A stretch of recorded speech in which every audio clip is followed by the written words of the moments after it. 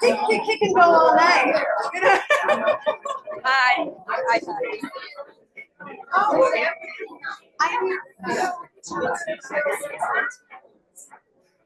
I'm all right.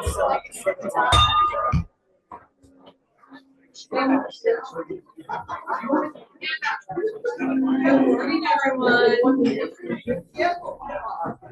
Great to see everybody here today. Let's go ahead and get started with the pledge. I pledge allegiance to the flag of the United States of America and to the republic for which it stands, one nation, under God, indivisible, with liberty and justice for all. All right, in the four-way test of the things we think, say, or do. Is it the truth? Is it fair to all concerned? Will it build goodwill and better friendships? Will it be beneficial to all concerned? That's all right. All right, let's go ahead and welcome our guest, Adrian. Looks like we just have Maggie. Good morning. We're excited that Tom Scripps is here to make sure his better half as well. Welcome, Tom. And also we have Drew. And he kind of fits. Welcome. You snuck in. I couldn't. And Jody Kirkpatrick from Mountain Foothills Rotary.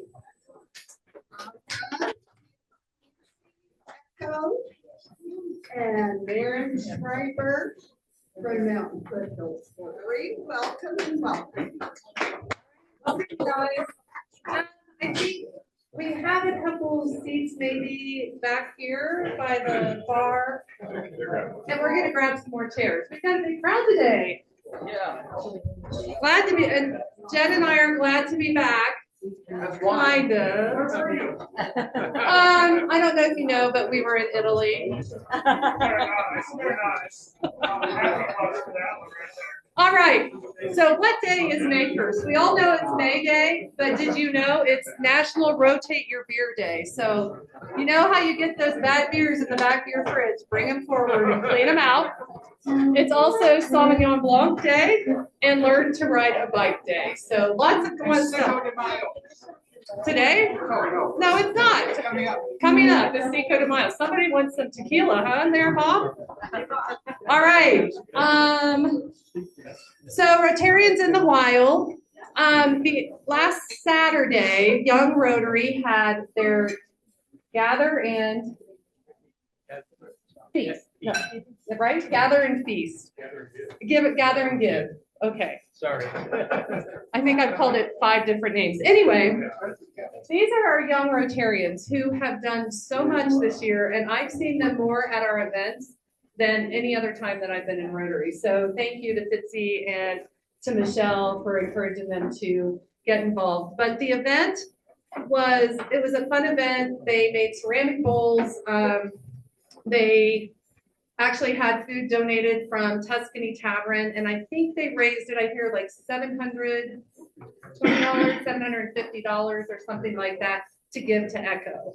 So huge shout out. They're going to do it next year. I think CAE wants to get more involved, and they would love to have a bigger turnout. Unfortunately, they marketed kind of late, and so thank you to the Rotarians that were there. I forgot to take your pictures after you left, but I did get Young Rotary. And then over here is the crew that I can't believe they're here today, not still sleepy from doing the reconciliation of our books. So thank you to this crew. And I don't really know what Chris is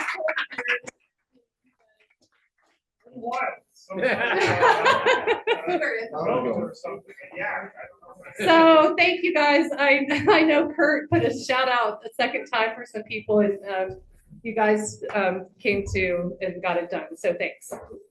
All right, let's do birthdays today. We have a lot of birthdays. So today, let's see, May 2nd. Actually, tomorrow is Rocco. I don't know that he's here. Todd Bastian is May 6th. Gary Ervig is May 7th. Megan Mitchell, I don't think she's here, is May 10th. Bob Bradley. Where's Bob? He's right here. Oh, there. Everybody's close today. Okay. Greg Pod is May 15th. Chris Davis is May 27th. Brenda Davis is May 29th. Richard Ayler is May 29th. Over there. Alan Rubin, May 30th. And Wendy Vance, May 31st. We've got a lot. Wendy's back in the corner there. We've got a lot of birthdays. Happy birthday, everyone. All right. And anniversaries. Barbara Wingate, 24 years. Dory Painter, 21 years. Al Steger, 17 years. Al here? Oh, right here, right in front of me. How can I miss you? 17 years. Thanks, Al. Greg Pott is 17 years. You guys started the same day, huh? Ted Ning, 16 years. Connie came back, so we're going to count her as 16 years as well. We'll let you have that little reprieve. Alan Rubin, 9 years. Betsy Hayes, 5 years. Betsy here? Okay. Let's see, Gary McKay, 4 years. Yep. Didn't I see Gary? Right there. Dave Laughlin, 2 years. Becky Cunningham, 2 years. Jennifer Herrick, 2 years this month. Ken Frick, where's Ken? He's back there, 1 year. And Brenda Davis, 1 year. Time flies. Thank you all for being here. Look at all those years. Years in Rotary, and thank you guys for all your service. Okay, just some things going. Outdoor Lab After Dark fundraiser is finally here on Saturday. Let's see, we have it. Oh, announcement. Everybody listen. Next week, we're meeting at Center Stage for our offsite meeting. Do not come to CAE. Go to Center Stage. They're going to give us a tour. Hopefully, we're going to get in the back, dark, underneath Center Stage. So anyway, Graham's very excited for us to come. So I'm looking forward to that. And let's see, we have the CSC meeting May 13th at 6. Where's that going to be? Oh, that may be changed. Oh, that may be changed. Okay, don't put that on your calendar yet. Epic Day of Service, which will be road cleanup May 16th. I'm sure Gary will give us an update on that. Rotary Wildfire Ready meeting May 19th. Is that right? No, you have to change it to the 20th. Okay, well, who's taking notes on changing things on the calendar? Jack or Dave? Okay. International Service Committee meeting May 20th. Is that right? Okay. No. That was on the calendar. That's on the calendar, right? Okay. And then May 22nd. Don't forget we're dark because of Memorial Day. Okay. Just around, we have the Epic Day of Service. Again, Clear Creek, Gilpin County are doing roadside cleanup. Mountain Foothills is doing Crutches for Africa, and that's on May 16th. Conifer is doing their fire mitigation project. I believe I saw something either on Facebook or an email sent out that they were asking for people to help with that.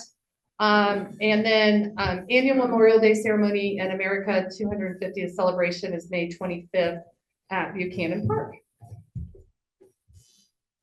All right, we have pause for the cause. Would everybody please come up with their chef's hats? No, don't come up yet. Oh, no. Oh, I'm sorry. Would Barb Scripps please come up?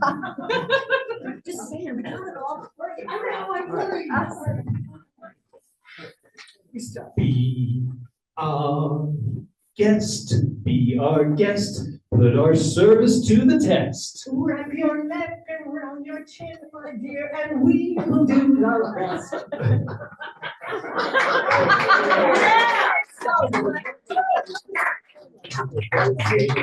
So we're here to give a report on the Echo Shelter Dinner Project that our Rotary Club did this season, our first annual Echo Shelter Dinner Project. I was blessed to lead this with Barb Scripps, and who's awesome, and a lot of amazing volunteers who you'll be introduced to in a few moments.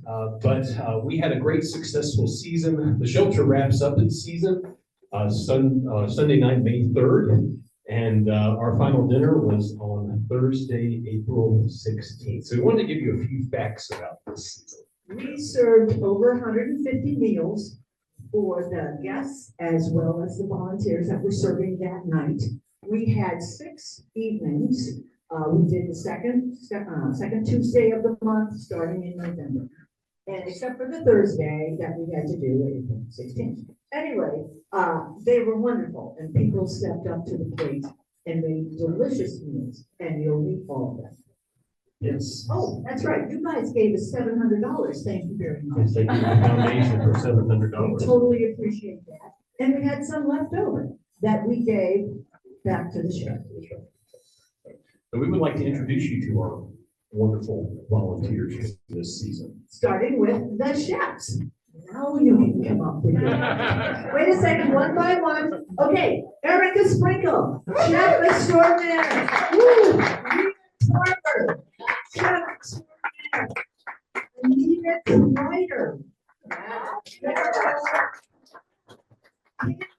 Team.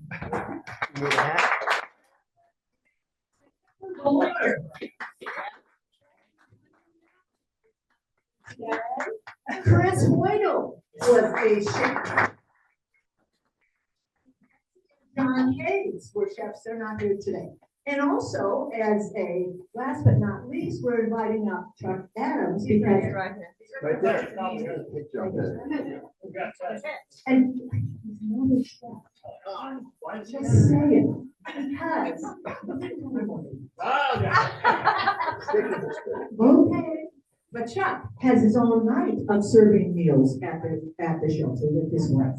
So he's more than welcome to join us. Take it away, Richard. So I will now introduce our server extraordinaires. So Barb Scripps was a server. Tom Scripps, please come forward. Roger Burton was awesome, volunteered a lot. Patrice Henning, are you here, Patrice? And Ted and Connie Mead, please come forward. And Jim Kreider, please come forward. Rita, of course, was awesome. And Jenny Boshin, are you here? Please come forward. Chris Boydle, and is already up here. Kimmer Perkins, please come forward. Becky Cunningham and Anita Kreider. Quite a group.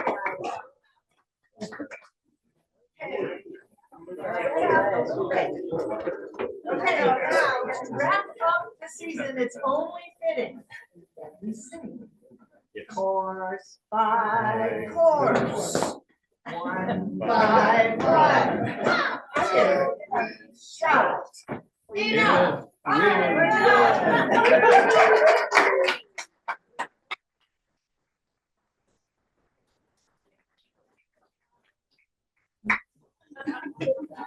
Awesome, thank you all. We have to, really quickly, we want to introduce the Echo Shelter Manager, Tim Clancy, who's here with us. He'd like to say a few words. A few. Thank you. Of course, thank you. We all know in this room that Rotary is Evergreen's favorite community service group. And again, in this room, we hope that you think that Echo is Evergreen's favorite charity. So I want to thank you for all the service, all the volunteer hours that you give, all of the time, talent, and treasure that you give on your table. And please pass these around. Don't let them sit in one stack. This is our new brochure for the year. It really explains on the front and back what ECHO does and how we do it. And again, I thank you very much. If there's any more need for copies, they're out in the back. Thank you. See you next year.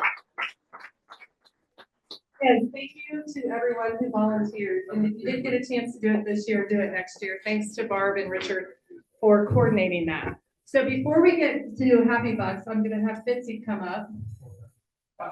And we're hoping that this generates a lot more money. Better. I don't have to say anything if you donate money. Whoa. $5. Five going once, going twice. So, Mr. Bastion hasn't been up, and I haven't been up for a joke. So everybody knows I'm into golf.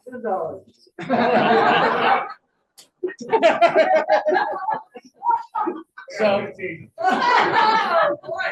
where's collecting here? I've got it. Anyway, these two guys are playing golf. And so they die and they go to heaven and they go, say, Peter, is there golf here? Oh, yeah, there's golf here. You're going to love it. I'll go show you the course. That's the best thing. So there it is, just like Augusta. He says, I'm not done, but there's good news and there's bad news. He says, first, sir, here comes your partner, Arnold Palmer. And the other guy goes, well, what's the bad news? He says, here comes your partner, Larry. All right, you guys, bring the money because where's my money? Come up again. All right, let's do Happy Bucks. I've got Rita and Jen. Okay, and just remember, if you don't have cash today, we've got these great envelopes you can take with you and bring cash at a later date. I always forget to bring my, I don't have any cash since COVID. I haven't had cash for years. But I will take an envelope and, thank you. I donate, $100 for the over $100,000 that I have spent on my son who's graduating tomorrow.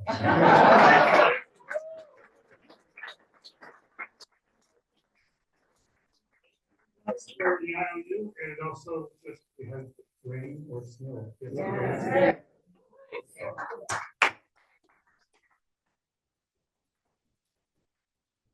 I've got $6 for the 6 volunteers to help with the club's financial assessment on Wednesday.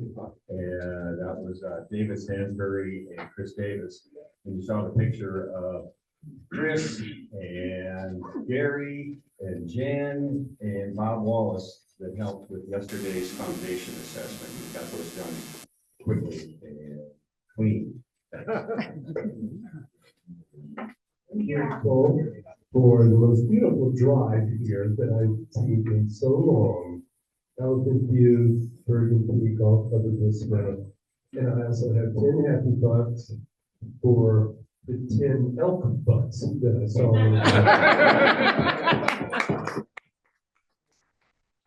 I have 5 happy bucks for absolutely no reason whatsoever. All right.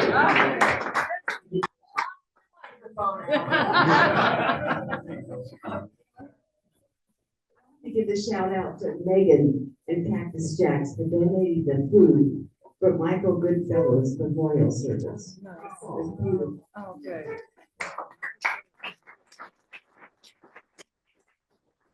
I have 33 happy bucks for 33 very happy years as a homeowner in Evergreen. We closed the sale of our house a few days ago. Have made a big downsizing move of one's lifetime, and we now live in Golden, but I still plan to be a member of this Rotary. I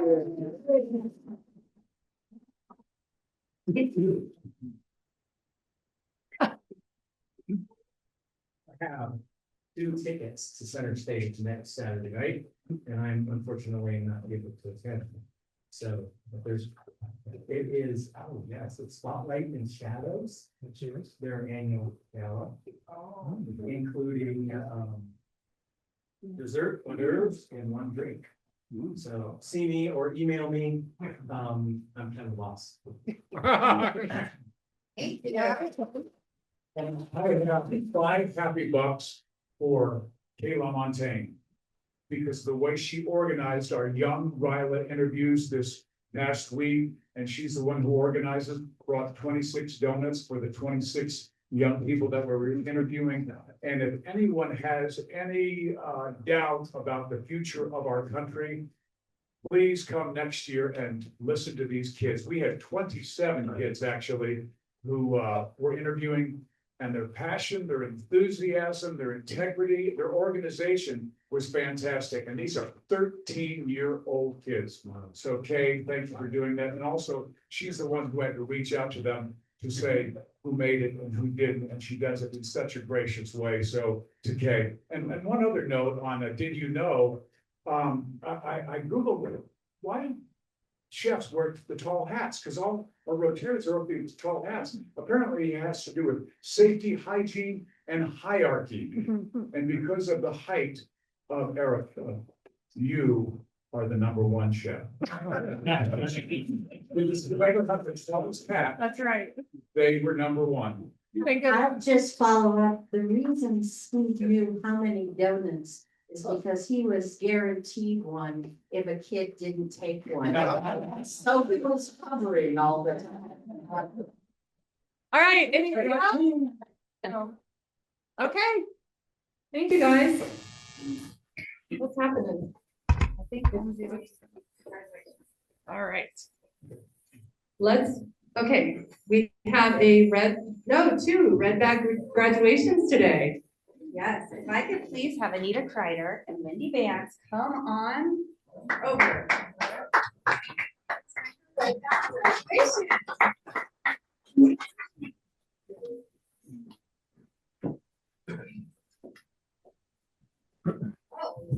Okay, as you all know, the purpose of our Red Badge program is to help integrate our newer members into the Evergreen Rotary family and to help them find their path to a rewarding experience with us, living out the Rotary motto of service above self.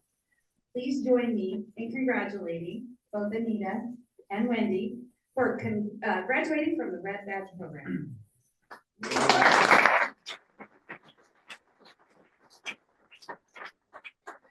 Give a quick shout out to Wendy, who has voluntold, I don't know, who will be taking over the membership duties for this next Rotary year. So I'm super excited about that. Something for Wendy as well. I want to give Wendy her Paul Harris Fellow and Paul Harris pen. So I don't know if you guys know, but her dad was a Rotarian.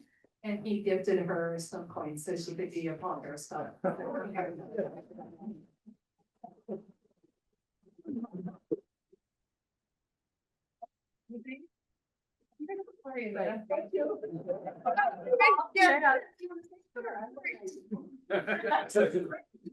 will too. I've enjoyed it so much. I've enjoyed the meetings. I've learned things every time.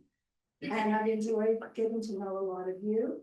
And I am volunteering, and I love what you do, and I'm proud to be a Rotarian and an Evergreen.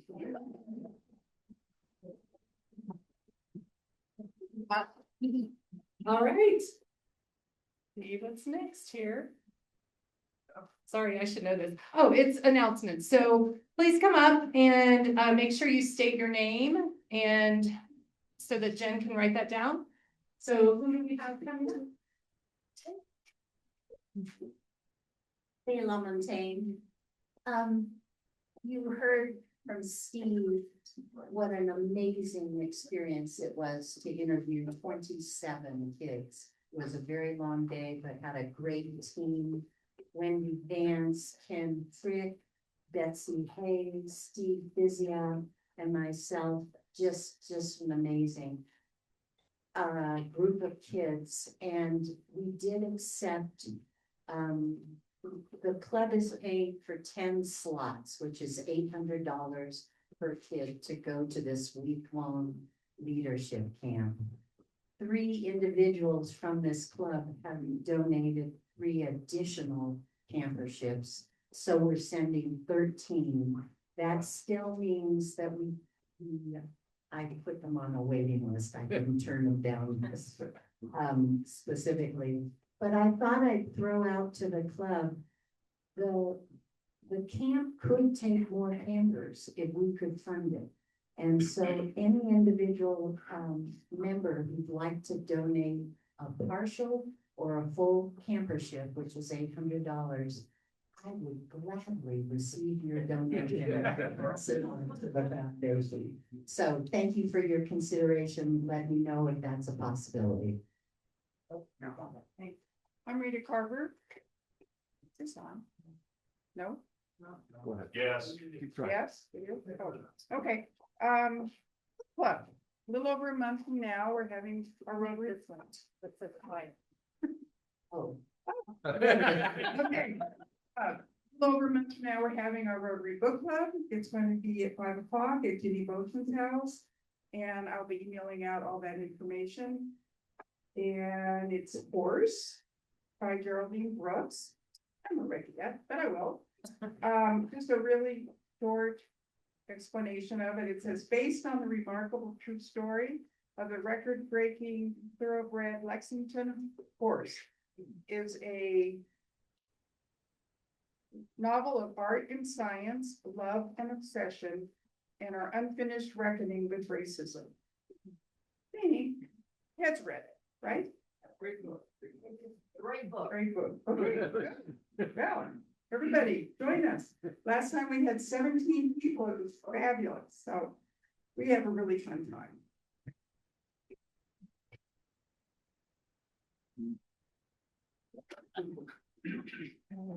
You can put it on.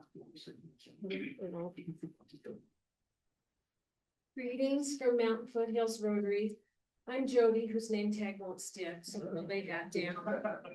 On a warm sweater, it won't work. We're here again this year. I'm here with Mayor Schreiber, the head of the Inspire program at Evergreen Parks and Rec.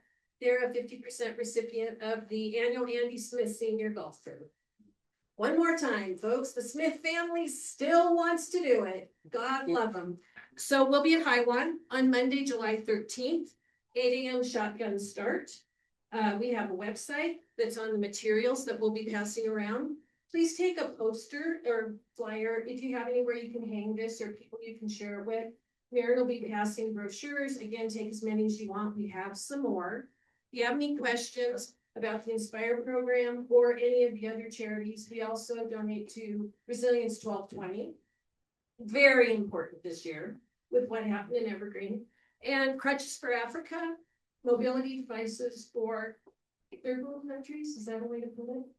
Done by a Mountain Foothills Rotarian. But the big reason we're here is we are all certified this year to do a 50-50 raffle. Does everybody know what a 50-50 raffle is?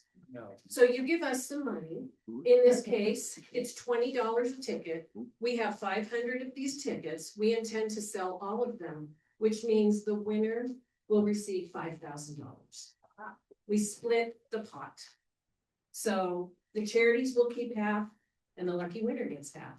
So we have a Square account. We take cash or credit. I'll stay after the meeting if anyone wants to buy a ticket. You have to fill it out in front of me because I need all your information. We have to follow all those rules for the Secretary of State. And I see some professional people in here that handle finances, and they'd be proud of me for doing this.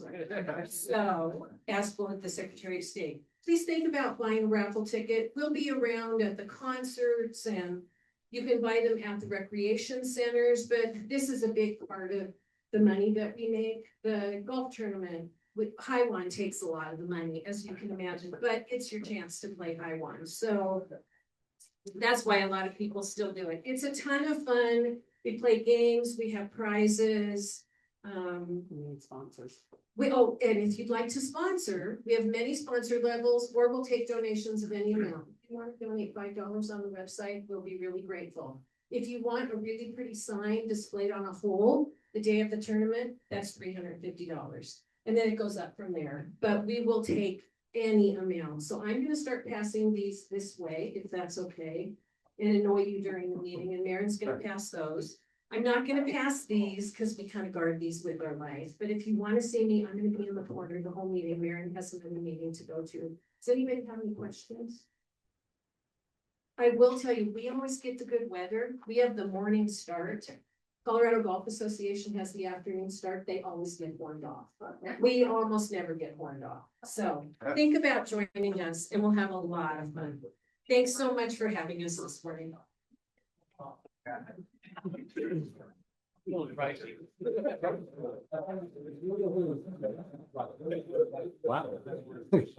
Good morning, everybody. I'm Dave Laughlin, and I wanted to start out by just thanking everybody who volunteered for the home show event.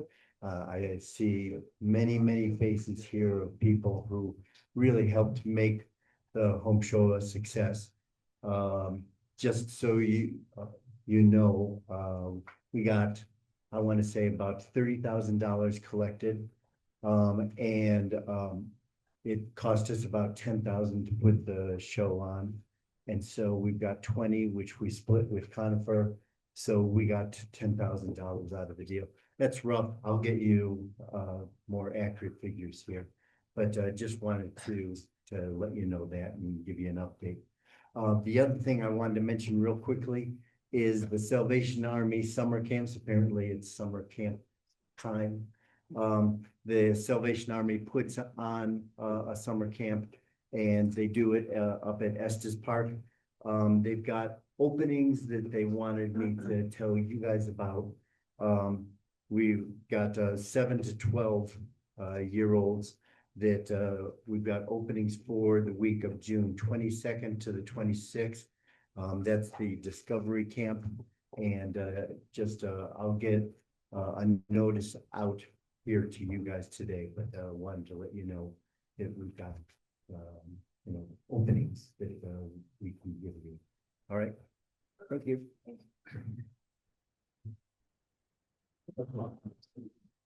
Okay, I've been told I need to be really quick, because we only have no minutes.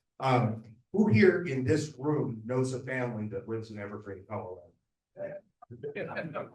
Oh, come on, there's more than that. All right, we're looking for a host family. I don't expect everyone in this room to be able to host it, but I bet everybody knows a family. And I would ask for each one of you, if you have a family living next to you or in your neighborhood, call them and ask them, text them and say, hey, would you like to host an exchange student this year? We have a boy from Argentina coming in town. Thank you. All right, Chris, you're going to introduce, this is going to be a little different because our speaker, Todd, is going to be on Zoom. So we'll let Chris go ahead and introduce us and go from there. Yeah, and Russell, thanks for making this happen. Todd had to return to Pennsylvania for something like that, but he was committed and wants to do a presentation. Todd is with Rotary, and he's with Old Rotary Services. He's a board certified master arborist and registered consulting arborist with a deep-rooted passion for trees and preservation. For over 35 years, Todd has honed his experience in arboriculture, by combining a wealth of knowledge with hands-on experience to offer comprehensive tree solutions. Todd, go ahead, turn your mic on. Thank you, Chris. I apologize to everybody that I couldn't be there in person. I hope this goes off without a hitch. Thank you, Chris. Thank you, Russell, for setting this up. Let me open up my screen here.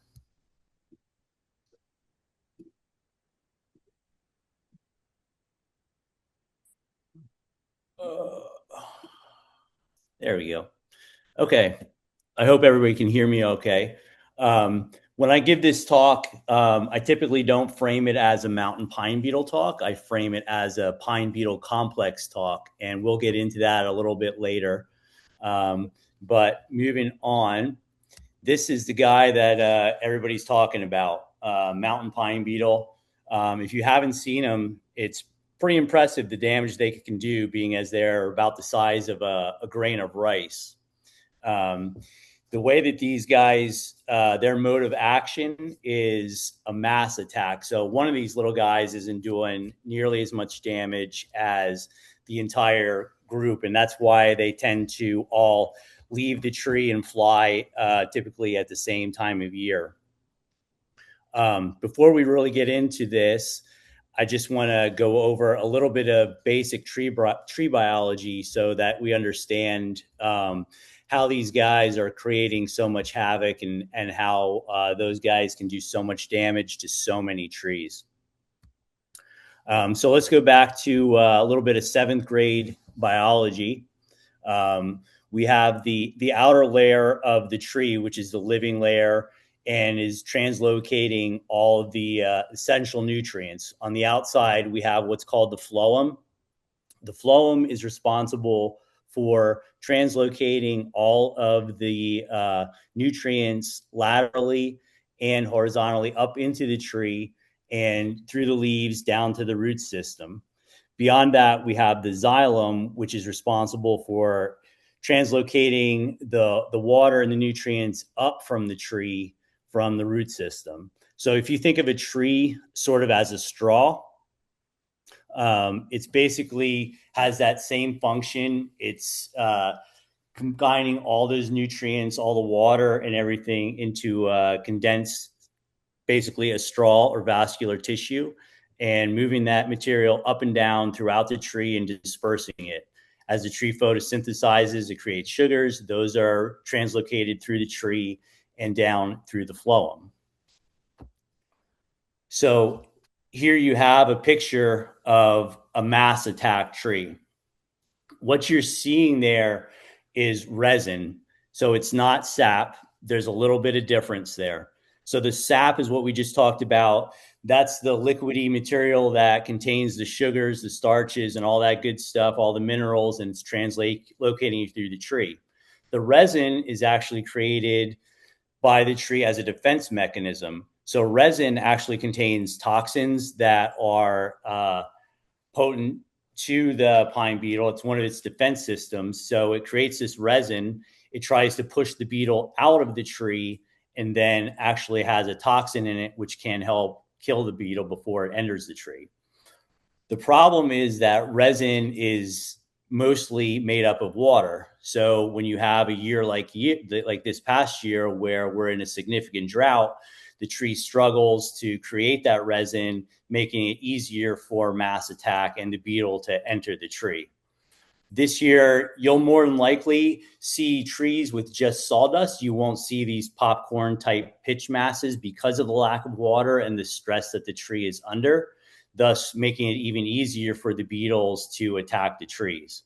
So when we have these drought conditions like we've seen over the past few years, that's why the population grows and expands so fast. The tree has no defense mechanism to help it defend itself and keep these little guys out. So in a endemic period where, we have normal populations, these guys actually do a good service to the forest. They sanitize it. They seek out and they find the weak trees because they're able to infiltrate them and kill them, and they thin the forest in that manner. And like I just mentioned, when we have an area of drought like we're experiencing now, the trees are unable to defend it. The population grows exponentially, expands, and more trees are killed. And what you see is typically healthy trees now being attacked because they don't have that defense system and the ability to fight off the beetle that attacks them. In this slide, you'll see this is after the beetle has penetrated into the tree under the bark. They create what we call galleries. They lay their eggs in here. They bore laterally. And what they're doing when they're boring is they're cutting off all those little straws inside of the tree. So now the tree is unable to uptake those nutrients, thus effectively beginning to kill the tree. So, we see the green trees that have those hits, like the previous slide on it. They have the popcorn-like sap or resin trying to push the beetles out. But as these beetles enter more and more, they're cutting off more and more straws, and the tree can no longer survive. Trees typically have good storage capacity of carbohydrates and all those nutrients that they create the previous year. They store those, and that's why they stay green through typically midsummer. They use up those stored nutrients, and now because the straws have been cut, they can't uptake any more nutrients, and they'll start tanning or turning red, as we see typically, June, July, even now sometimes because of the stress that the trees are under. Here you see a couple of small pine beetles trying to infiltrate. The tree's doing its best job with the resin to, push the beetles out.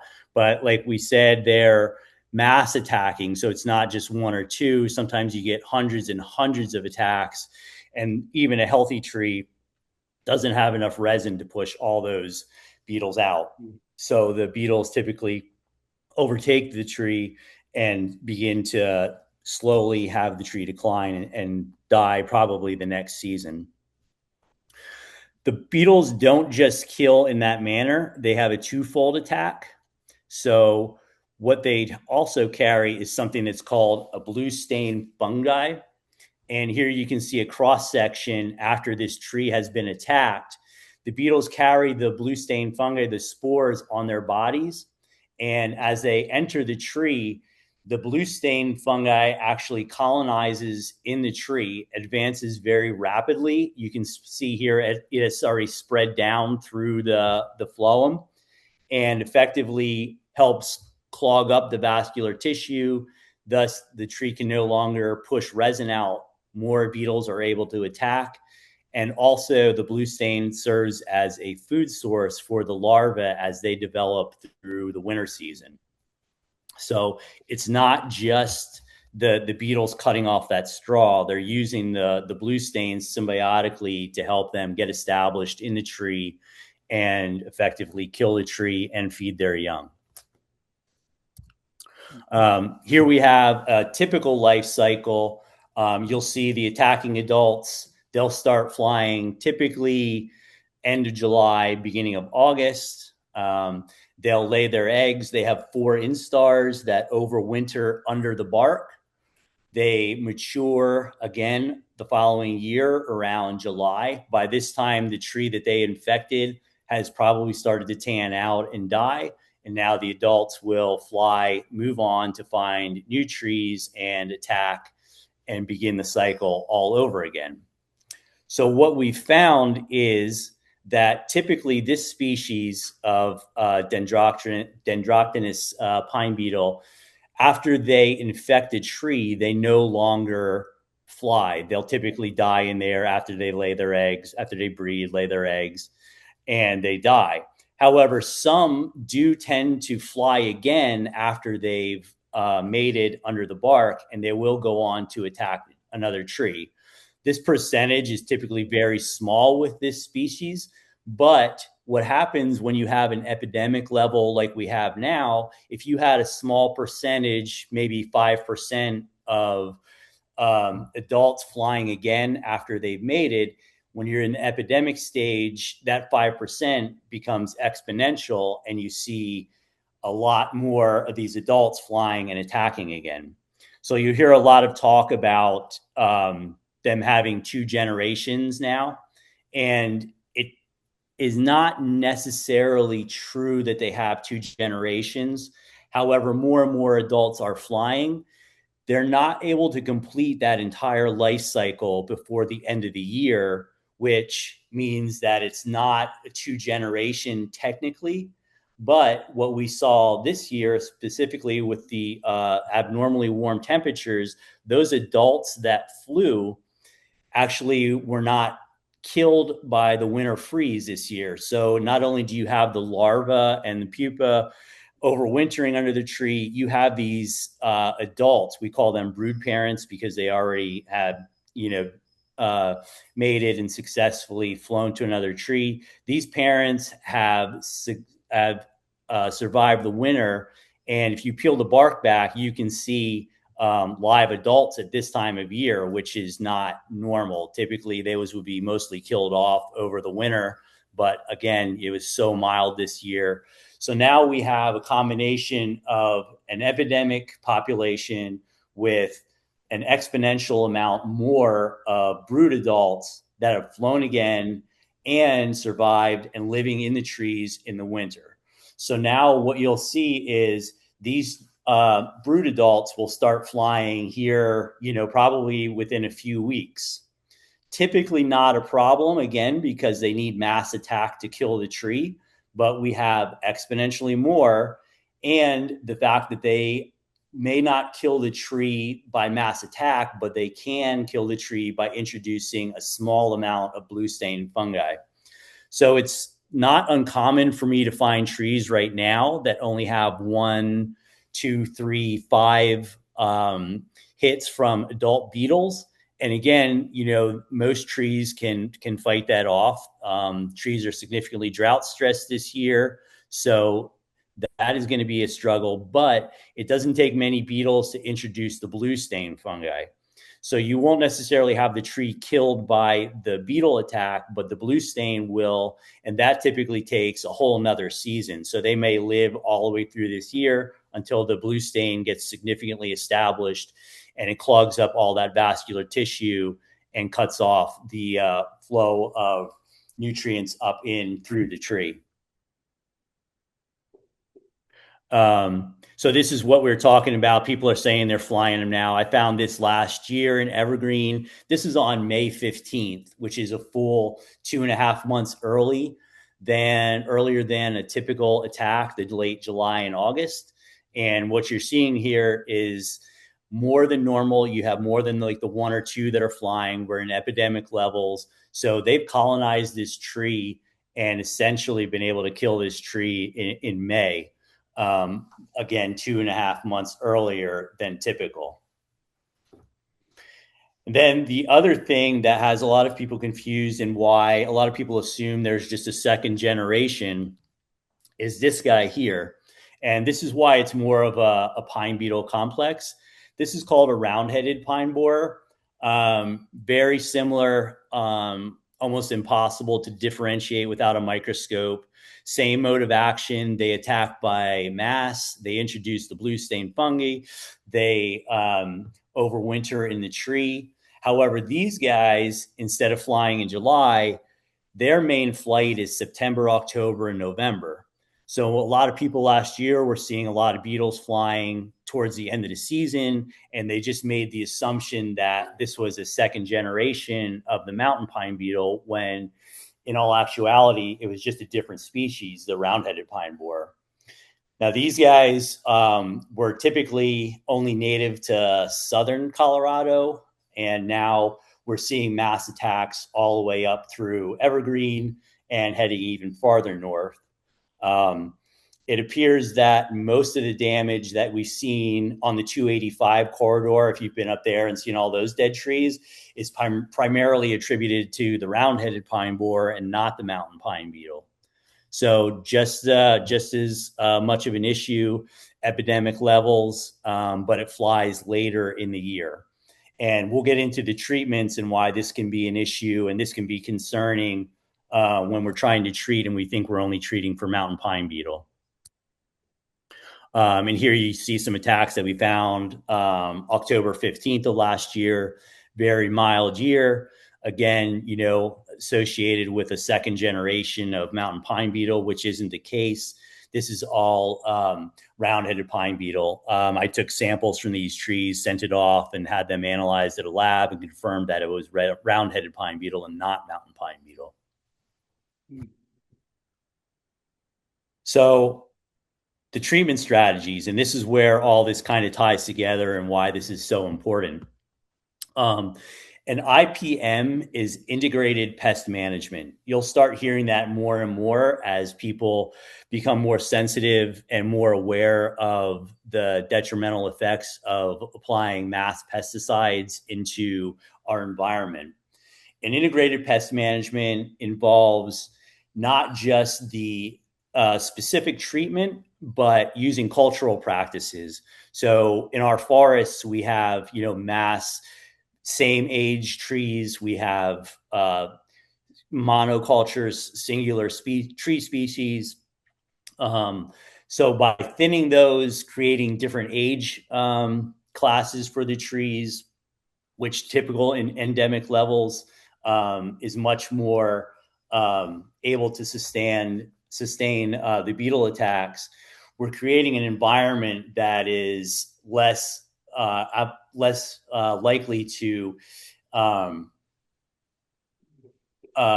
give you the epidemic type levels that we're at now. So thinning removal of dead, diseased trees, creating an area that's not, as, manageable for the mountain pine beetle to get established and create those epidemic levels. Create the proper spacing, the age diversity. Like I said, removing infested trees is key. If you have trees on your property right now that are green and infested, those need to be removed as soon as possible before those beetles fly.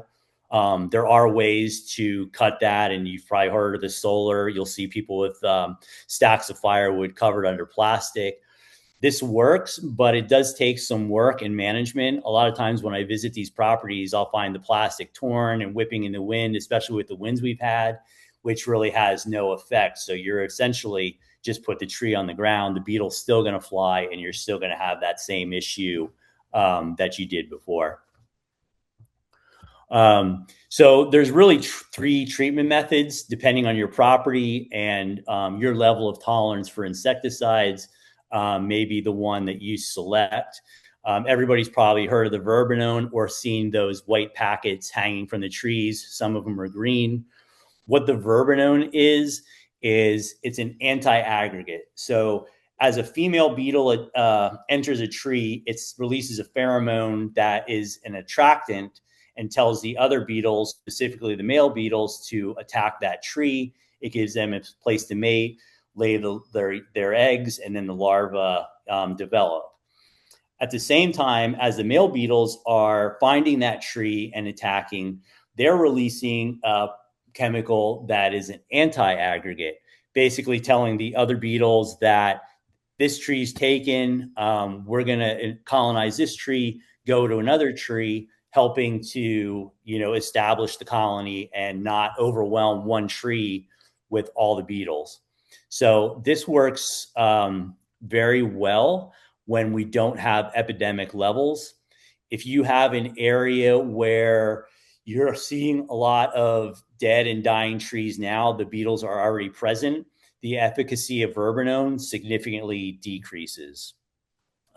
Typically, what I've seen from studies is a 65% success rate when verbenone is used.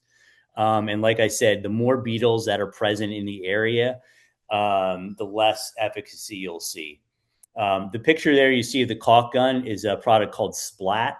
It comes in that caulk gun. You effectively just squirt it onto the tree like that. You get about 10 trees per cartridge.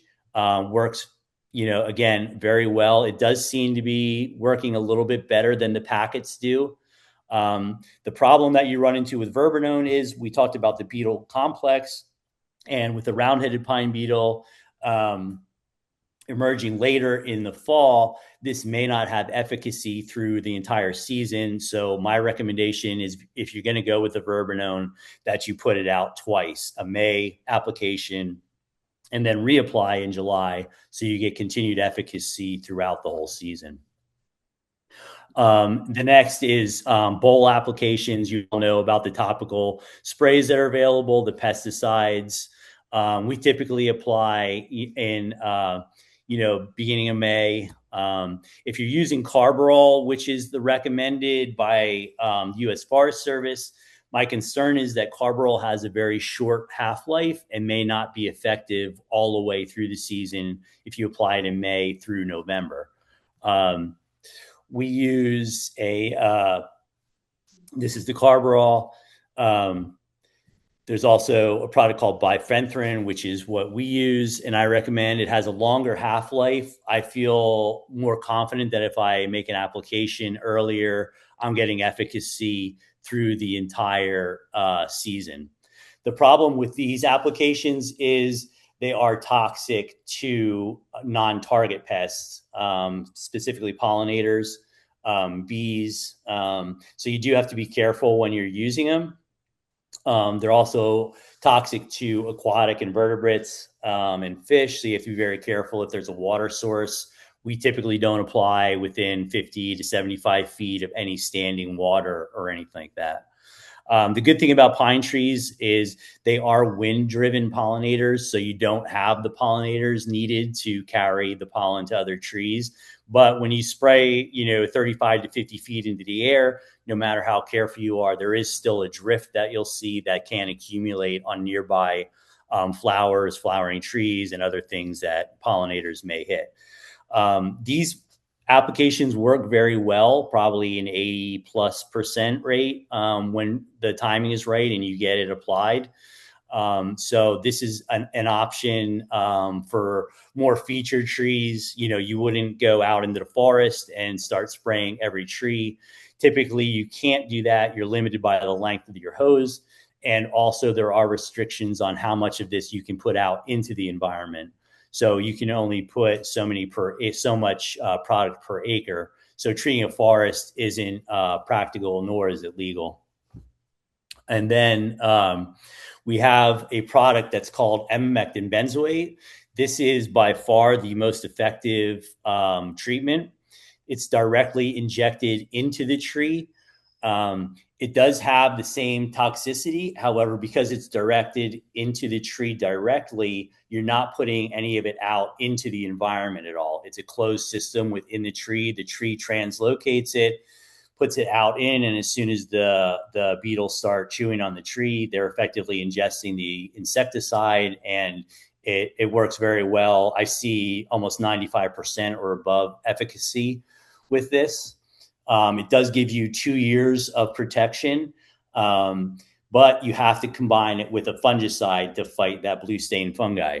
Because the beetles are phloem feeders, they need to take a few bites of that phloem. And when they do that, there's potential that they can still introduce the blue stain fungi. So when they kill the beetles, you're not getting that effect of the beetles chewing through the straws, but you are getting the blue stain colonized. So by adding the fungicide, you're taking a twofold effective treatment, killing the beetles and the fungus that's introduced. Unfortunately, this product is very expensive, so the cost is prohibitive to do it large scale. But my recommendation is typically if you have a tree that's featured to your property, if you lost it, it would change, the landscape, the entire look of your property. Then I go ahead and recommend injecting those trees with this product because it is so much further superior than the other products. I kind of blew through that pretty quick. We typically have a lot of questions. So if anybody has any questions, I would be happy to answer them. I'm walking around, Todd, to give you some questions. Sure. Thank you, Todd. That was wonderful information. I'd love to know kind of a priority list of which trees are in the most danger, like the star and lodgepole or whatever. Which trees are they going after the most, and what's the least favorite tree of these beetles? So obviously we have a heavy growth of ponderosa pines, which is mostly what we see throughout evergreen conifer in that area. And Dendroctonus ponderosae is the scientific name. So ponderosa pines, obviously one of their favorites. They do attack all pines, lodgepole, ponderosa, limber pine. I see very few attack bristlecone pine. But we don't have too many of those. Most of our species is ponderosa. So, unfortunately, their palette is well supplied here in our area. So any pine tree really, though, is fair game to them. I have $500 worth of bourbon in my office. When should I be applying them at this time? It sounds like I should be applying them twice. The problem is, like I said, that you're going to have those adults that are going to start flying here in a few weeks. So we're going to start applying verbenone this month. And like I said, because of the beetle complex, and it's not just the pine beetle, I'm recommending a second application just to be safe, to get you coverage all the way through November. So typically we're recommending application in May and then again in July. There are ongoing studies. We're cooperating with CSU right now. 2 of my clients are going to be performing trials this year. and we're going to test the efficacy and the length of that verbenone splat product to see how the efficacy holds up through the entire season. And hopefully we'll have more information on that next year. The manufacturer is saying anywhere from 6 to 18 weeks on that, but we just don't know. Would it help using a package and the splat together? Will that increase the efficacy? No, I don't think you need to do that. Again, like I said, it looks like the research is starting to show that the splat is working a little bit better. I can tell you it's getting harder and harder to get. The demand is up. They're producing it as fast as possible, but it is getting harder and harder to get both the packets and the splat.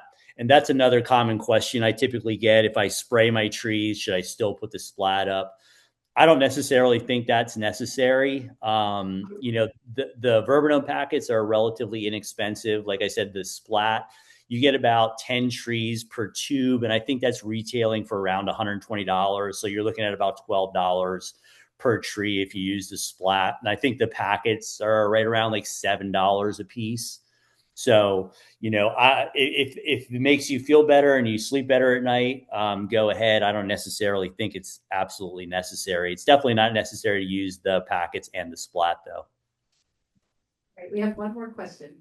Sure. I have 2 trees infected with mistletoe, and wondering the efficacy of putting that third chemical you mentioned, was it propriol, and having them treated with that encourage vitality in the tree that is slowly dying.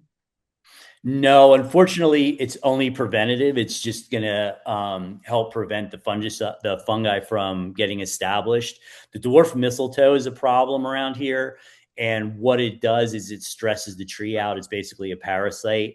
So it makes the tree more vulnerable to the beetles. Mistletoe is really hard to control. It's pretty widespread. There are some treatments that are marginally effective.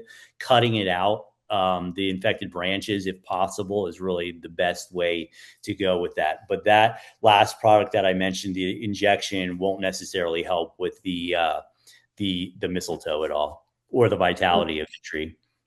Well, then how about putting the packets on those trees? Yeah, again, that's going to help prevent it from getting attacked. Again, if you have mass attack, though, in your area, you're going to have less efficacy with verbenone.